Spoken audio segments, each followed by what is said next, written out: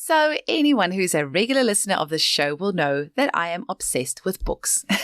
The best present anyone could ever give me is a book, and more specifically, a homeopathic book. So I was very excited when Linlee Jordan of the Harvard Homeopathic Clinic in Sydney agreed to come on our show and speak to us about some of the amazing books she has for sale in her bookshop. Linlee has been a homeopathic practitioner for 32 years, seeing many families during that time. And her clinic is also home to the Aurum Project, which is an Australian research organisation dedicated to improving the health and well-being of people. Linlee's interest in research has propelled the Aurum Project now for 15 years, and one of the main ways that the research group is funded is by running an online book barn, selling new and secondhand books. So you can find out a little bit more about the Aurum Project in episode 28 of the show with Sabina Mathur. I've already convinced Linlee to come back on the show at a later stage so we can talk about some more books. But for now, I'm going to have to cut short the intro to go hop onto her Book Barn's webpage and buy some more books. Enjoy the episode. Welcome to the Homeopathy Hangout, where we discuss all things homeopathy from around the world. And now my mum and your host, Eugenie Kruger. Hello, homies, and a very warm welcome to Homeopathy Hangouts. Today, we get to hang out with the lovely Linlee Jordan, all the way from New South Wales. Welcome, Linlee. Thank you, Eugenie. Welcome to everybody out there listening in today. We're going to talk about books. That's one of my favourite topics. Well, we are kindred spirits in that. Yes, I spend a ridiculous amount of books and a lot of it at your bookshop. And yeah, I'm so excited for us to get cracking today. And I wonder, Linlee, can you start off maybe by telling our listeners how you were first introduced to homeopathy? Look, I'm really happy to share that story because I think I put it in a book that Mike Andrews wrote about autism, and he asked the same question. So I wrote it out. I think it's okay to share the story because it involves alcohol and being young, I think. So when we were very young nurses, a bunch of us went to do a special course about how to do massage and stop eating sugar. And one of the things they came up with in that little course was about these little white pills. And we didn't know what they were, never heard of homeopathy. And he said, if you use them for a hangover, it'll work like a treat. So we're like 22 or something. So we started giving this to all our friends, and it worked really well. And the innocence of youth, I don't think we really asked too many questions about what it was, but it worked. And that was my introduction to homeopathy. It wasn't until years later when I came to Sydney, that was in Brisbane. It wasn't until I came to Sydney to study to be a naturopath, I thought, that I learned that it was homeopathy. And all these light bulbs went off. And of course, in the first lecture about homeopathy, I decided I was going to be a homeopath, not going to be a naturopath anymore because I loved it. I thought, wow, that stuff really works. Yeah. So that's not very good to be talking about hangovers and headaches and so on, I suppose. Well, hey, if it works. Yeah, that's right. Yeah, so that was my introduction to homeopathy. I had exactly the same. I don't know if you know, but I also went to go study naturopathy. Yeah. And then my first lecture on homeopathy, I was like, it blew my mind and I changed my pathway straight away. Yeah. Now, we are both passionate book lovers, and I have asked you to come onto the show and talk to our listeners about what options are out there for homeopathic books, because it seems like the last few years there has just been a explosion of new books. I feel like I can't keep up with all the books that are out there. So I'd love if you can lay it down for us a little bit about what are some great books that you would recommend. And then we're going to talk about your amazing bookshop and how people can get hold of that. And maybe I'm sure you've got some funny stories that you can tell about what happens there as well. So you've got the floor, Linlee. What's the first book you'd like to share with us? I think I want to share one of the very oldest books because that was one of my most favourite books back from when I was a student. I remember this little one. Can you see that? Yes, so homeopathic drug pictures. Yeah, that's Margaret Tyler, one of the very old homeopaths, and she used to work in England and write lots of articles and be in a lot of the meetings over there. And I remember there's a story in here about leadham and a young farmer boy who stuck the prong of a big pitchfork through his foot in the manure in the garden. And they gave him leadham, and of course it healed really much faster than what anybody expected. And that was in the days when they were using leadham in the hospitals.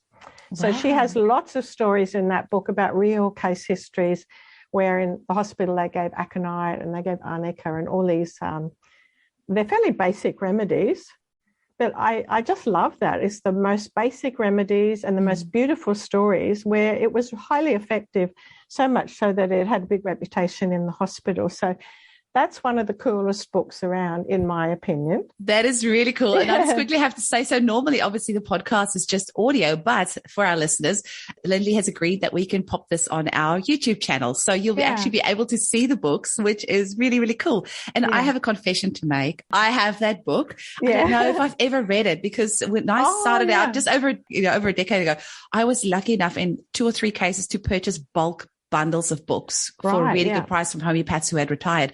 So I do have a lot of these older books that I've never had an opportunity to read through. So I'm going to have a read through that one. And like you said, because there used to be, the homeopathic hospitals in the UK, it'd be lovely to read those stories and hopefully inspire really us to get back to that place. Yeah. So I tell you what, I've spoken to a friend, Nyema Hermiston, who also absolutely loves that story about Ledham. She talks about it a lot, and she loves that homeopathic drug pictures book too. But when we talk about books, this is another of my favorite books. It happens to be it's by my friend Nyema and her husband John, and it's a very cool little book written for beginners about treat your child yourself, a parent's guide to drug-free solutions for common complaints. And she draws heavily on those stories from Margaret Tyler, which is kind of cool. So this little book has headings like mouth ulcers and hearing problems, glue ear, croup, and it's laid out very, very simple fashion.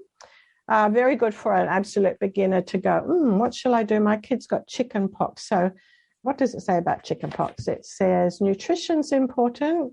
And there's a few simple remedies: belladonna if they have the fever, itchy rash, rustox, pulsatilla if they're clingy, Merc Sol if they get infected spots. And I think if you want to keep it simple and straightforward and sensible, that's just the most gorgeous little book. And so treat your child yourself. Yeah, treat your child yourself. And they're Australians. That's the other thing, is you talked about an explosion of books. I tell you what, the Australians are going crazy on the world scene with homeopathy books. Fabulous. That's exciting. Yeah. So that's gone through a couple of editions already and still going strong.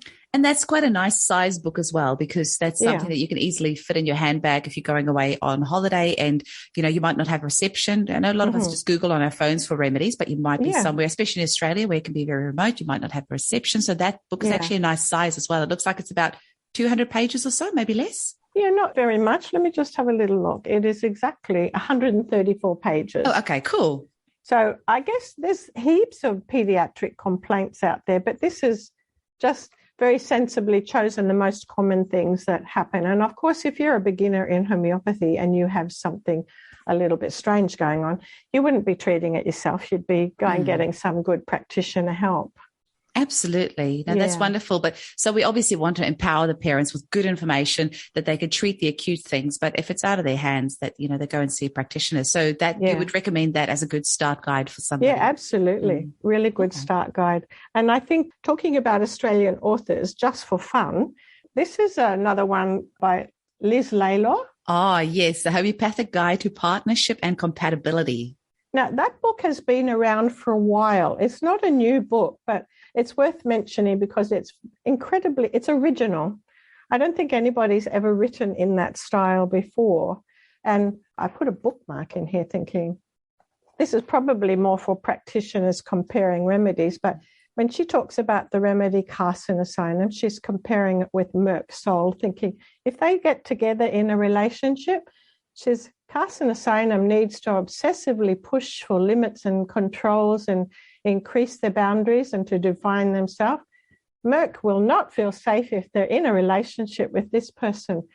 They will feel threatened by the perfectionism and control of carcinosinum. And I think the whole book is full of those little snippets of incredible wisdom about if you put two people together, two perfectionists are going to have a funny kind of relationship, and two people with hardly any boundaries are going to have a funny relationship.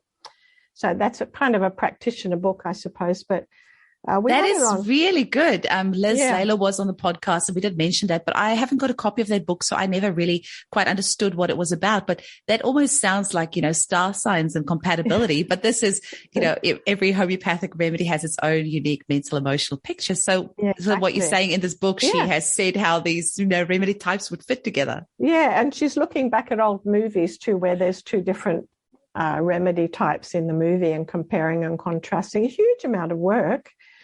I don't know how many years she must have slaved away on that book, but it's really worthwhile reading. It sounds so fascinating. Yeah. Is there something in there, if you're already married and those two types are together, does it give you any advice on how to kind of get along?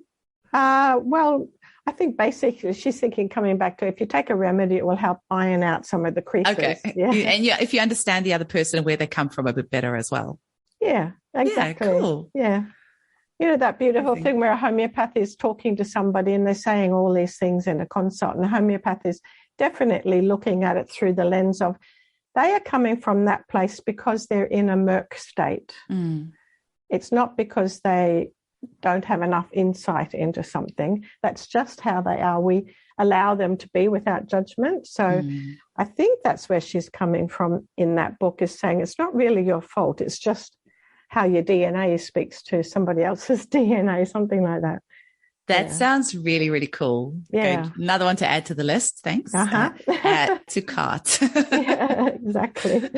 Yeah. While we're talking about really original books, that's not a new book anymore, but it's a lot of fun. One of the very new books by George Vithoulkas is The Levels of Health.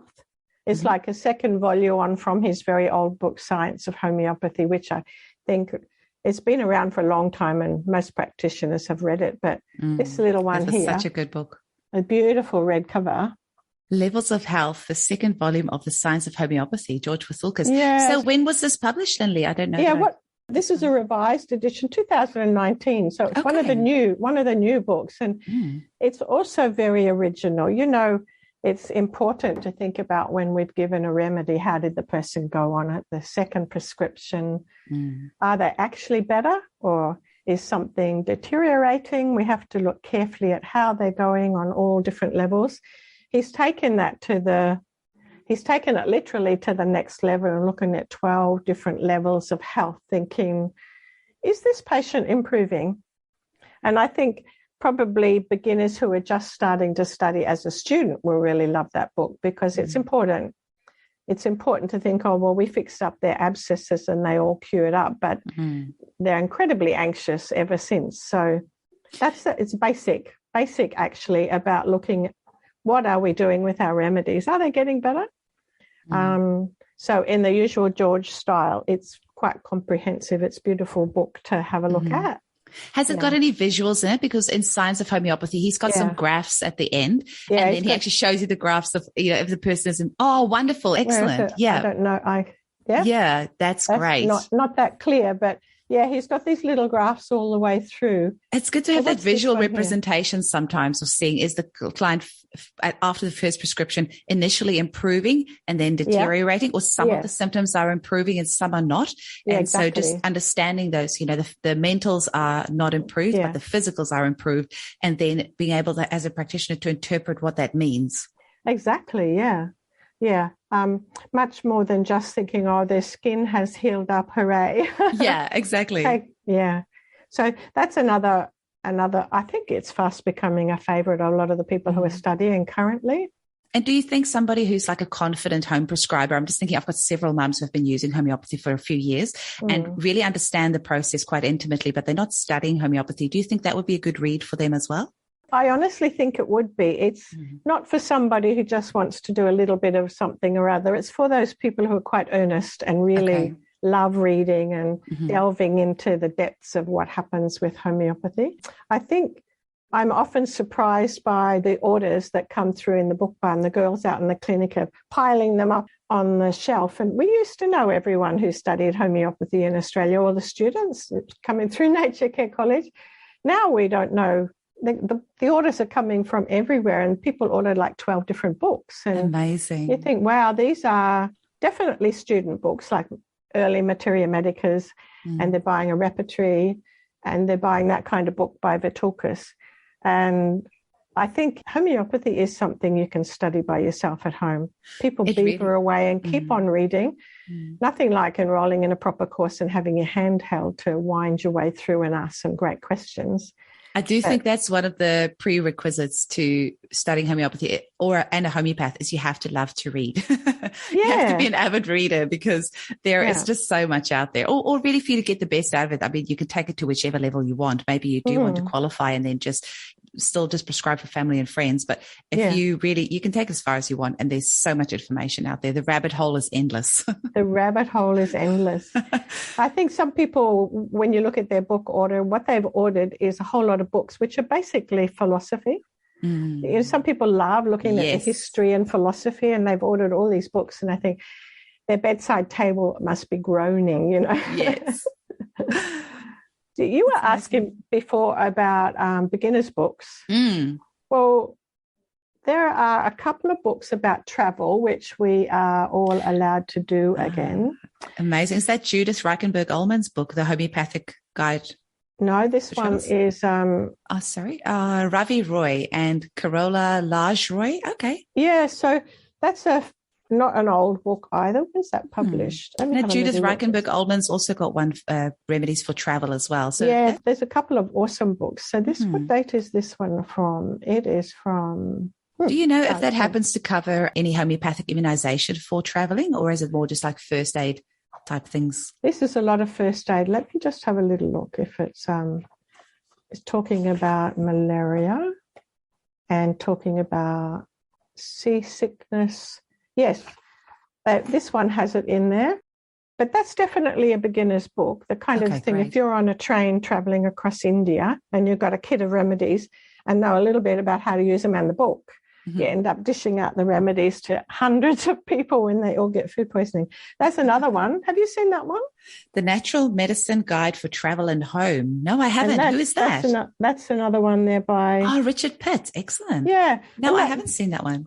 They're both similar little books, but they're absolutely designed for beginners to be able to get a good handle on what am I going to do? I'm traveling, and, you know, if you're going on a trek, it's a good idea to have these remedies with you.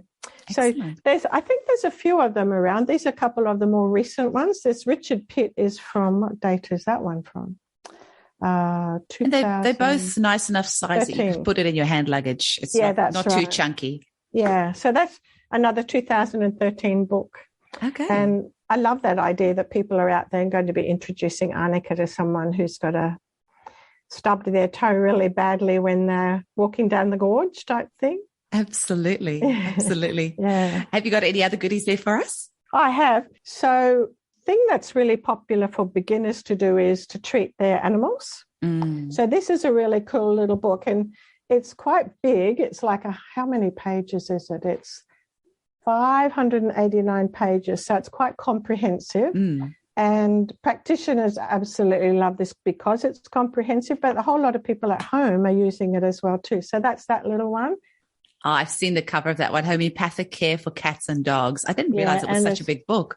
Who's that by? Don Hamilton. Don Hamilton, yeah. That's the most gorgeous book because people can, I think, be a little bit more bold with using remedies for the cats and dogs. They jump in and start treating all kinds of things that they might not feel so happy about if it was a loved one. Yeah, absolutely. Yeah. And, you know, vet costs can be very expensive. And if you're on a lower income and struggling, you obviously still want to help your pet. You don't want to necessarily just have to put them down or whatever. And there is actually quite a lot of things that you can treat yourself at home. So, I hear what you're saying. Yeah. Obviously, we're not always take your pet to the vet. It's just the option there in the meantime until you can do so to, treat them acutely. Well, that's the joy of having a kid at home, isn't it? If you're a beginner and you don't know too much about them, you should always just try, give it a go, ring up a friend. But sure as eggs, it's like 11 o'clock on a Saturday night. The homeopath's not open, always hard to get into the clinic. So, and half the time the person's better or the animal is better then by 10 o'clock the next day because you successfully gave a few doses of a good remedy. And if you can give something in the meantime to alleviate their suffering until such time as you can get help, why wouldn't you do it? Yeah, exactly. Yeah. That's exactly right. Yeah. Any other goodies? I'm sure we could do like part 2, 3, 4, 5, 6, up to 100 of this episode because we're both book lovers. Yeah, I think maybe I could tell you the 2 most popular books that get sold. Yes. What are they? In the book barn. They're both the farm and garden type ones. Oh. You know, we're constantly putting in our orders to Narayana to replenish them. And one of them's out of stock at the moment because we sold the last one a couple of days ago. But this little one. Oh, that one is such a goodie. Homeopathy for Farm and Garden and Kaviraj. Yes. And he passed away a few years ago now. Yeah, he did, yeah. And he left a great legacy of this huge volume of work. And the other one... I know the one you mean. It's a German author, hey? Yeah. Yeah. I know the one that you mean. And when we find it, we can stick it in the show notes. I have tried to get her on the podcast, but she's too busy. But I just would love to get more people on agro-homeopathy on the podcast, just putting it out there. Yeah, that's right. So this is where the controversy comes in because some people absolutely love that book by Kaviraj, the green one that I just showed you. Homeopathy for Farm and Garden. And other people think it's incomprehensible. They don't know where to find anything in it, and they love the other book. Is it Homeopathy for Plants? Yeah, that'd be it. Homeopathy for Plants, and it is by Christiane. Yeah, that's right. What's her surname? Maute or something. Yeah, like Maute. Yeah, that's it. Or maybe Christiane. I'm not sure how you would pronounce that. Yeah. Excellent. So that's good to know. So just get both books and between the two. I think so. See which one you like. Yeah, get your friend to buy one and you buy the other and you can share. Yeah, I think some people maybe they have a very analytical kind of mind and they like the Kaviraj book and other people love the other one. So it's almost as if it's either or, you love this one or you don't. Okay, well, we'll have all the names for all these books in the show notes. So if anyone's listening, while driving in the car and you're going, what are they saying? We'll have it all in the show notes. So just have a look on there. Have you got any other books for us there before we go on to chatting about the bookshop? Yeah, while we're talking about Australian, so Patricia Hatherly many years ago did a book in 2004, The Homeopathic Physician's Guide to Lactation. Yes. And that is the most amazing book because it's highly original as well too. It's all her own observations, own work, and there's little case histories in there. And I think that's become a much loved textbook by the midwives, home birth midwives especially, and the doulas. Amazing. And we sell stacks of those ones, and I think it's a must-have for everybody who's involved. And it's a really good price. I remember looking at it on your website. I think it was $24 or something like that. Yeah, $24. And that's, I can't remember whether that's a second-hand price or a brand new one. Could be. Yeah, I was looking at it on the website just a couple of days ago, actually. Quite a few of the books, we've got some second-hand ones, and we've also got a pile of new ones. So that's one of the all-time favourites, I think, too, because it's just jam-packed full of information. And there's a few different audiences for the book. So one audience is the brand new beginners. The other audience is the farmers and the permaculture people who are buying the plant books. And the other audience, of course, is the midwives who love homeopathy. Ring up and say, which would be the best Materia Medica for me? I'm a midwife. And, of course, there's so many different beautiful Materia Medicas around. And some of them sell out fast too, like the Boericke one, which is not bad, I suppose, for a student or a beginner. You got that there? Yeah, that's this little one. Yeah, that is actually one of my favorites because it's got the Materia Medica on it. It's got the Repertory in it. It's got remedy comparisons in it. It's got a few unusual remedies. It's got drug affinities. It's got you can't believe it's got all of this in one tiny little book. So that is definitely one that I recommend for not complete beginners. Like when complete beginners really they've used it for a little while and they're starting to feel confident. They've got lots of remedies at home and they want to kind of take it to the next level. Then this is a really good book. So that medium, I would say. Exactly. Yeah. So can I show you some more? Please do. We've got time. So this one here. That's Mastering Chronic Diseases, Toxicity, Deficiency, and Infection. John Gamble. I thought it was John Gamble. I've got a few of his books. Yeah. So this is his latest one, and that is 2022, just this year. Wow. Brand hot off the press. So that's about toxicity, deficiency, and infection. And I must have the older one. It actually still got the price tag from your shop on there. Yeah, exactly.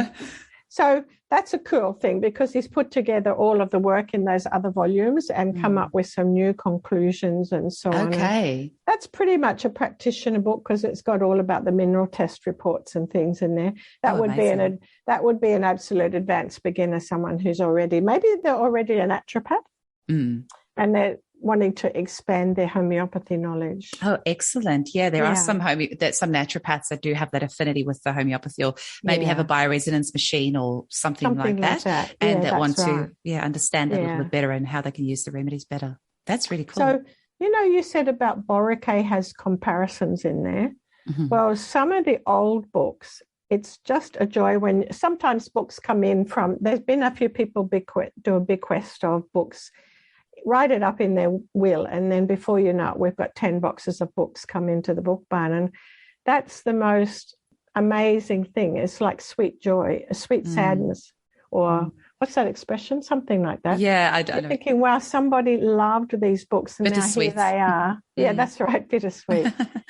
Somebody was a practitioner, and here's the whole Materia, Medica and everything. And often you see their names written. I've got a few books like that because mine was also from a few deceased estates, and you see their name written in the front, and you can just feel like, know that they would have been paging through this sleepless nights of a clients and what to give this person, and their energy is in the book. It's so special having one of those. Absolutely. So one of the older books that is kind of cool because the comparisons in it are so delicious. It's a systematic Materia Medica by Mathur, this one here. Okay. Have you come across that one before? I haven't. Systematic Materia Medica. Mathur. Okay. Yeah, so that's a volume. It's about 953 pages. So it'll keep you going. It's the most gorgeous thing with really good comparisons in there. And I thought I underlined a little bit here thinking that's kind of cool. This is when he's talking about Kali Sulf. Just something simple, but it's an example. He says, a pulsatilla patient is mild, gentle, and yielding, whereas Kali Sulf is easily angered, obstinate, and very irritable. Kali Big patient is chilly. Kali Sulf patient is warm-blooded. And I know that's fairly simple stuff, but it's all through the whole book. And I just think that's delicious. That is really good. And maybe for our new listeners, the new users, we can explain that all three of those remedies that Linlee just mentioned can tend to have like yellowy, bordering on like greeny type discharges. And so sometimes it can be really hard when you read through the remedies and like, well, they all have that same color discharge. How would I choose one over the other? So when you've got a remedy comparison, you can then understand a little bit more what is different between those remedies to make it easier for you to select one. That's beautifully said. Thanks. I try. Yeah, very nice. So what else? Do you want another one? Oh, keep going. Look, my next podcast is in 25 minutes, so we have got lots of time. So here, this one. The Ladies' Manual of Homeopathic Treatment, Dr. Ruddock. That looks ancient. Where's that from? Oh, I tell you what, it's amazing. It's 1892. This is the 10th edition. Thoroughly revised and enlarged. The other joy, I think, is looking at the language in these books. Sometimes it's just so politically not correct half the time. Yes. You have to kind of, especially, Kent was actually quite, ruthless as well with how he would describe something. I tell you what. So, but this one's worth reading just because it's so quaint. Uh-huh.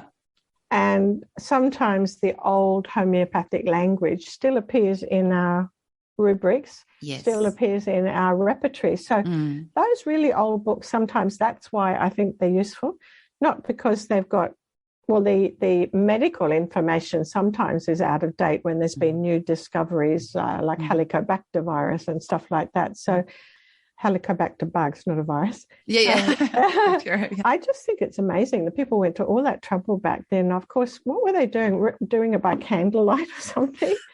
Sending it off to the typesetting thing? Way before computers. These must have been absolutely driven, dedicated kind of people burning the midnight oil and then practicing during the day and often, 50 people a day. Exactly. Yeah. That's a very old volume, and occasionally we've had some very old books come into the clinic, and Francis Truehertz has been the recipient of several of them when they've been very old, part of history, really. Yes, he's got a pretty amazing collection. And for anyone that's watched Just One Drop, they actually take the cameras into Francis's home and show, all the beautiful old remedies he has, little boxes and the books. And I don't know if you know this, but Francis came, I think it was his daughter's wedding or something, came to Perth. Yeah, and he went to the monastery. Is that the word I'm after? Yeah, that's right. Yeah. Benedictine. Yes, Benedictine. I was going to say that and then I doubted myself, but came over here. And then, there was, so there's history in WA from, I think it's the 1890s. Yeah. Of a homeopath practicing from there or dispensing remedies. And Francis apparently left some remedies there as well. Oh, cool. Yeah. So I went to that Benedictine monastery. There was a conference in Perth many years ago. We went on a bus tour as part of the conference out to the monastery. Oh, cool. That was really exciting. New Norcia, that's where it is. Yeah. It's only about an hour away from us. I really should go. I was saying to the staff the other day, we need to actually go there on like a staff trip. And I think so. Yeah, go check it out. Yeah, absolutely. Yeah. So, Linlee, maybe tell us a little bit about the bookshop, because I actually forgot that we're recording. I'm having so much fun just chatting with you. But I had to pull myself back there for a second. So tell us about the bookshop. What's it called? Where is it? How can people order it? How did it come about? And maybe share some funny stories with us. Sure. Okay. So it's called The Book Barn. It's on the aurumproject.org.au website. It's also on our clinic website, hhcc.com.au. And it came about because years ago, we used to have a little library and we would lend out the books to people, our patients, basically. And we would say, when you finish, bring them back in again. And of course, there was a lot of coming and going, and sometimes people would forget to bring them back in. And we seem to have amassed a lot of old secondhand books that people might have read and donated to us. And I don't know where the idea came from to sell it online, but I suppose, like all good things, you can't remember the beginning of it. Instead of lending them out, we decided that it would be good if we sold them for a little secondhand price. When they finish reading, they bring it back. And that's exactly what happened. So it got bigger and bigger, and eventually people would donate their books or through bequests, like I said before. And after a little while, people were saying, especially during COVID, it was impossible to get books in from the other book suppliers. So we started ordering wholesale of the new books. And I think that's become a major part of what we do now. So at first we were just a little way of helping our patients understand more about homeopathy. And it grew from there to Aurum Project members wanting to buy new books. So I think we are the homeopathy bookshop in Australia now. You are. I don't know of anyone else. And I'm so grateful to you guys, because I would have to get books from, all over the world. And with COVID, the shipping costs for a lot of things went sky high. That's right. Yeah. It's wonderful, the service that you provide. Thank you. And you have some ebooks as well. I've got a couple of your ebooks, and that's actually really great too. So you can have that instant access. So I think that's a growing thing. Several of the authors who we sell their books have said that they've got little ebooks coming that they would like to be able to sell or share with the public as well too. I really like ebooks, because if a client has said something and I know that I've read in a book, but I can't remember what page, and I've got the ebook, I can just go Control F, type in the word, and it will immediately go to that part of the book. So I really like ebooks. Yeah. Physical books as well. I will usually get both. So we started off with one bookshelf, and now we've got the whole room. I think there might be 8 different bookshelves, and it's just a beautiful thing to sit there on the little cozy chair. And we have people coming through in person now doing that. I think it's kind of cool, but somebody told us last time that they'd put us into their trip plan. Yes. That they would spend a half day here in Brookvale in Sydney, sitting in the book barn. I thought, yes, that's really cool. Well, I think next you might have to add on a coffee shop. Wouldn't that be great? That'd be amazing. So, Linlee, have you got any funny stories for us about the bookshop? Have you had any? Well, I told you the little controversy about, we have had people in the book barn there talking about books, having a little argument. Oh, really? About?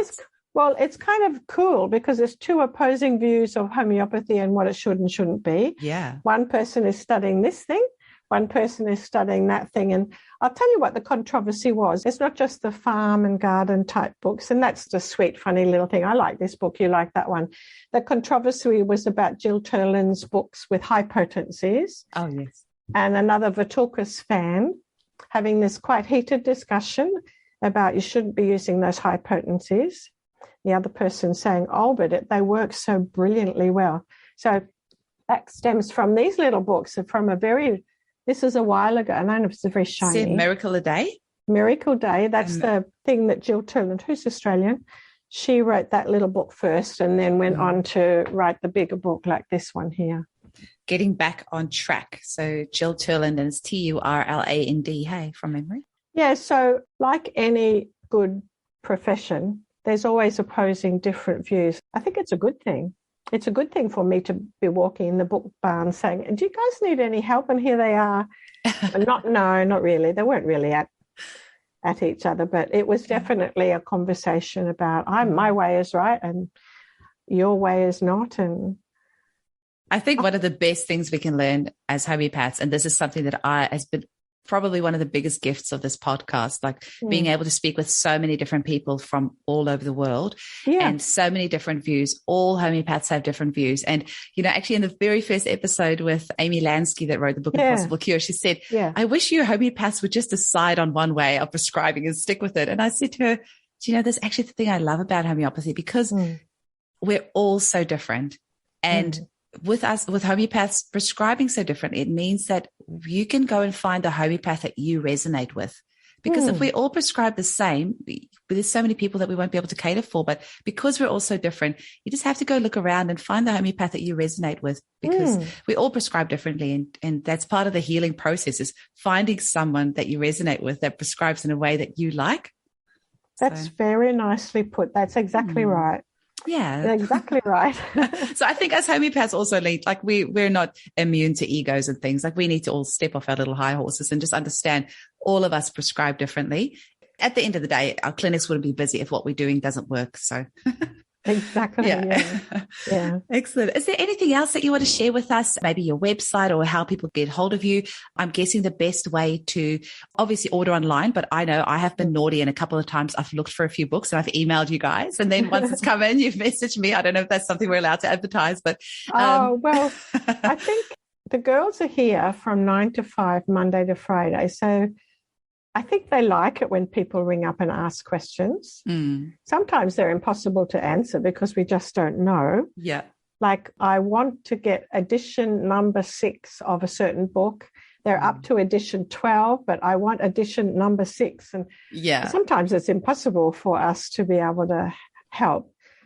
Sometimes people have rung up and said, it's an old B. Jane book that I bought secondhand, and pages 200 to 220 are missing. And we know that's a funny thing that used to happen a lot. The cover would be around the wrong way and pages would be missing, and it would say edition number 10 on the cover, and they would be, actually the book is like edition number 24.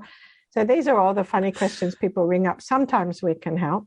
And we don't have a wait list, but that's often what people are asking. When's it likely to come back in, like the plant book, for example? So I think probably the best thing to do is ring up the clinic here, because the girls are here all the time. They can just pop over to the book barn and have a little look.